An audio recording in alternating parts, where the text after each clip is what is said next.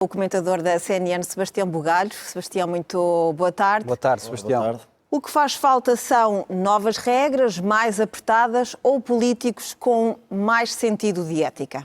Um pouco de ambas, não é verdade, Rita? Eu creio que este caso, e talvez não esteja a ter o acompanhamento, digamos, o protagonismo mediático que se justificaria num país como o nosso. Estamos mais entretidos com o Mundial e com os próprios casos internos da política portuguesa, mas o que é facto é que este é um caso sem precedente na realidade política europeia e em Bruxelas isso está a ser tido em conta.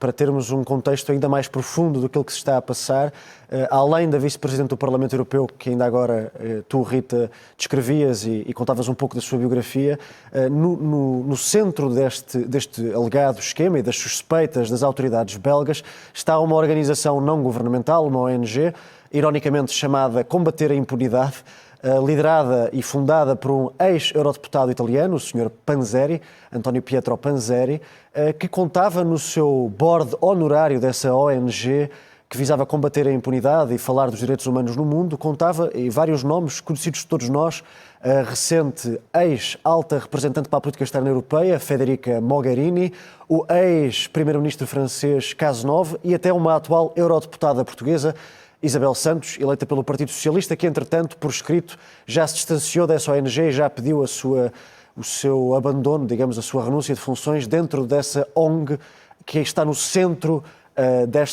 destas teias de interesses que visavam favorecer o Qatar no Parlamento Europeu. Ora, e que também envolveram, como é óbvio, agora ex-vice-presidente do Parlamento Europeu.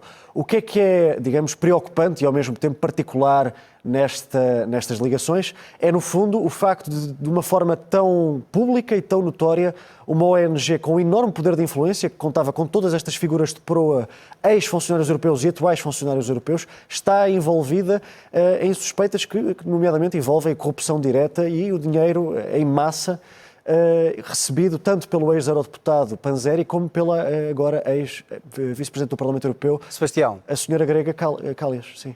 Sebastião, tudo a confirmar-se, enfim, para já é bom fazer esta ressalva, tratam-se de suspeitas, de suspeições. Que o dinheiro foi encontrado em casa Agora, da existe senhora. dinheiro, Sim, existe dinheiro em vários locais, inclusive o pai de Cália foi detido com uma mala também com notas vivas.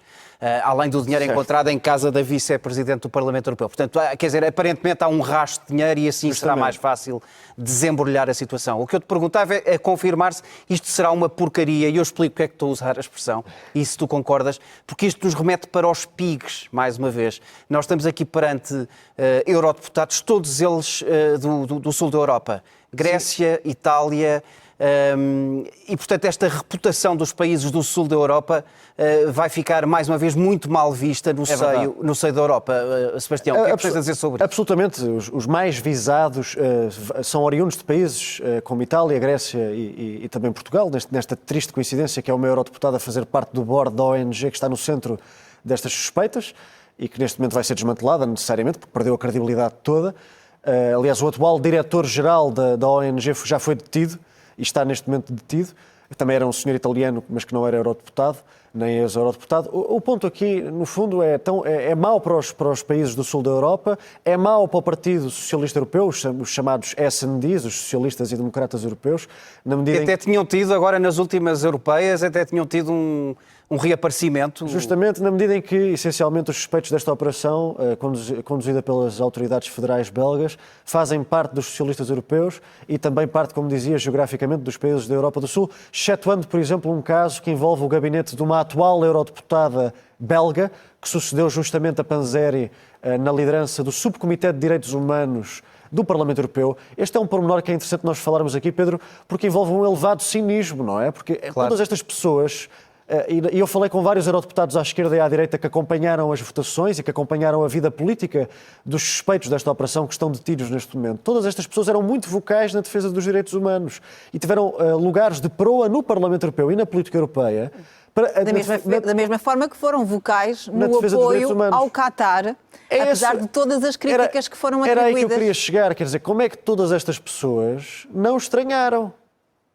Porque, repare, esse é que é o meu ponto. É porque para mim é muito estranho, por exemplo, no caso da vice-presidente grega, como é que alguém que estava intimamente ligado à defesa dos direitos humanos, como é que ninguém estranhou que de repente começasse a fazer discursos a defender os direitos humanos no Qatar? Sebastião, a verdade é que agora, enfim, isto é sempre um bocadinho, é fácil fazer o totobola à segunda, não é? Mas as notícias que agora reportam exatamente para esse discurso que foi feito por Kalia, em que ela fez a defesa dizendo que até tinha havido uma evolução. Lavagem daquilo que se passou no Qatar. Exatamente, que tinha havido uma evolução do ponto de vista dos direitos laborais por aí fora.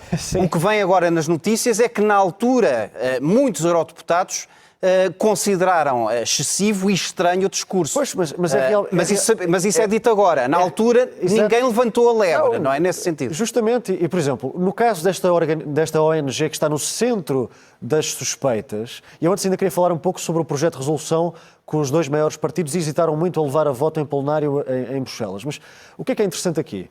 É que esta ONG, está aberto, o site é público, se formos ver o histórico de posições públicas desta ONG sobre o Qatar, só tem uma no site, no website, na página pública, que é definitivamente a defender ou a tentar também branquear aquilo que se passa no Qatar, em que colocava em causa, por exemplo, a contabilidade dos feridos e mortos vítimas de trabalhos forçados na construção dos estádios, em que dizia que os números do jornal britânico Guardian estariam empolados. Portanto, como é que uma organização que é dedicada aos direitos humanos está a branqueá-los, não é? Se achas que esta troca de favores terá sido apenas numa campanha de limpeza da imagem do Qatar ou se eventualmente poderá haver aqui outro tipo de favorecimento noutro tipo de negócios? Eu não vou especular sobre isso, mas claro que levanta uma enorme suspeita e abre um enorme precedente, não é, Rita? Porque nós perguntamos se o Qatar, que tem o poder económico que tem, conseguiu, o esquema envolve cerca de 600 mil euros de subornos a funcionários, assessores e eurodeputados em funções e ex-eurodeputados com influência através de ONGs. Se o Qatar conseguiu este tipo de branqueamento direto na casa que é suposto representar a democracia europeia, então e os outros países igualmente ricos ou até mais ricos que querem influenciar diretamente a legislação europeia? Falo, por exemplo, na República Popular da China ou até em superpotências que querem ter relações comerciais com a União Europeia. Que tipo de subornos... A permeabilidade do Parlamento Europeu... Ao lobby, não é? No fundo é disso que se trata. Justamente. E depois eu também gostava de dizer que nós, e em particular os repórteres que estão em Bruxelas, como é o caso do nosso correspondente lá, o Pedro Moreira, que faz já um trabalho há muitos anos especializado em Bruxelas e Estrasburgo de acompanhamento da política europeia, há aqui um papel fundamental da comunicação social, nomeadamente a portuguesa, no escrutínio daquilo que ocorreu. Só um exemplo de uma pergunta que, no meu entender, tem que ser colocada e que nós também contamos, evidentemente, com os eurodeputados portugueses para nos ajudarem a esclarecer isso.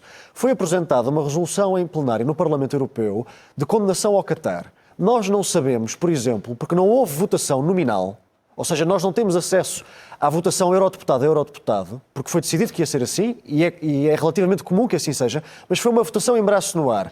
Eu fui ver, por exemplo, o footage, a filmagem dessa votação, e obviamente que não dá para ver no universo de eurodeputados, que são às centenas e centenas, muito mais do que no nosso Parlamento, não dá para ver ao certo como é que foi a votação dos nossos representantes lá.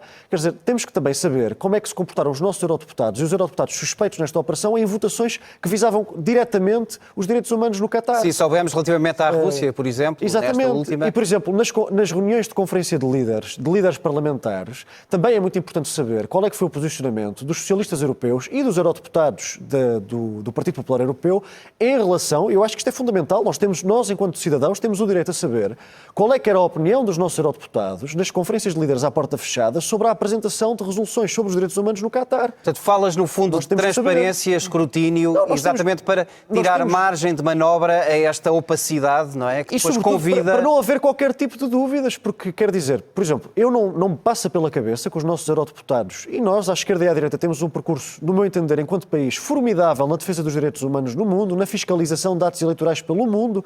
O caso desta eurodeputada que teve a infelicidade de estar no board da ONG, que é o centro das suspeitas desta operação, é uma mulher que tem feito, no meu entender, e já defendia um mandato notável na defesa dos direitos humanos, mas depois não se percebe como é que estava numa ONG que branqueou os direitos humanos no Qatar. Não se percebem as hesitações dos dois principais partidos na Europa sobre a apresentação de resoluções contra o Qatar em matérias de direitos humanos. Não se percebe a falta de transparência e escrutínio na ocorrência dessas votações, que foram feitas em braço no ar e, como eu dizia, não há registro, Quem não deve, não teme, como se costuma dizer, portanto também não deviam temer manifestar a sua opinião. Justamente, e eu espero e sei que a comunicação social fará o seu papel, mas também espero que os eurodeputados à esquerda e à direita se disponham a prestar esclarecimentos e que se demarquem definitivamente deste tipo de suspeitas.